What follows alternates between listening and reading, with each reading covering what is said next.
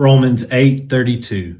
He who did not spare his own son, but gave him up for us all, how will he not also with him graciously give us all things? So in verses 31 through 35, we have a list of questions, really rhetorical questions that Paul is asking, and then going back and answering with the truth that he's already gone through. And this is what is bringing this chapter to really a climactic close. And here in this verse, he is asking this question: how will he not also with him graciously give us all things? How will he, that is God, not also with him, that's Jesus, God's Son, graciously give us all things? Now, this is in the context of all of chapter 8. So remember, throughout the latter half of chapter 8, Paul begins to allude to the hardship of living in this world. Verse 18, he says, "For I consider that the sufferings of this present time are not worth comparing with the glory that is to be revealed to us." And verse 23, he says, "And not only creation, but we ourselves groan inwardly." Verse 28, he says, "For we know that for those who love God, all things work together for good." So in verse 28, he's speaking of all things, whether bad or good circumstances. In verse 23, he's talking about our groaning because of our suffering and the hardship of some of our circumstances that we experience during this life. And then verse 18, of course, he's talking about all the different kind of suffering in our world. And so in that context, he says, how will he not also with him graciously give us all things? And that is all things that we need in this life, to see us through and to help us endure what the circumstances that God might have us walk through during this life. All things in our future, the eternity we have with Christ, the fact that we are heirs of God and fellow heirs with Christ, all of those things also. So things now, presently, that we need to continue to walk with Christ through this life, and also things that await us in eternity with Christ. And he's posing this question in the presence of an argument that he's making. The argument is a greater to lesser argument.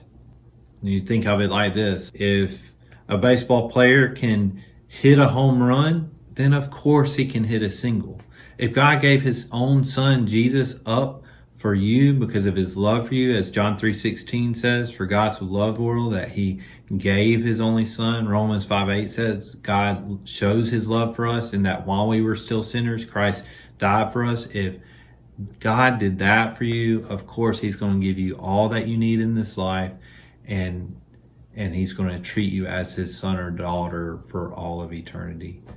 Now, one other thing that we need to see, it's an important word in this verse, is graciously. So one of the things that is foundational for our faith is that we are saved by grace through faith. Ephesians 2:8 says, "For by grace you have been saved through faith." So we teach and we preach that there's nothing that we can do to save ourselves. We do not earn our salvation, but it is a gift of God. It is by grace alone, through faith alone, in Christ alone, that we are saved. But sometimes as Christians, we begin to forget that, and we begin to live as if our relationship with God and the things that he gives us are only given to us because of the effort we put into our relationship with him.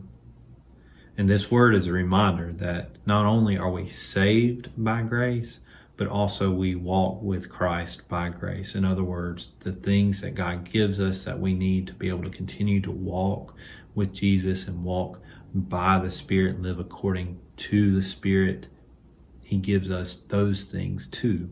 By his grace as a gift. We haven't earned it. He gives it to us, and then we are able to walk with him. Galatians 3:3, Paul reminds the church in Galatia of this truth. He says, "Are you so foolish? Have you begun by the Spirit?" In other words, you were saved by the Spirit. Are you now being perfected by the flesh? And Paul's saying, no, of course not. You're not being perfected by your own effort. You're being perfected by the grace of God. the work of His Spirit in you that you didn't earn, that you're not earning, but He's doing that work in you, and it's by grace. And this verse echoes that truth.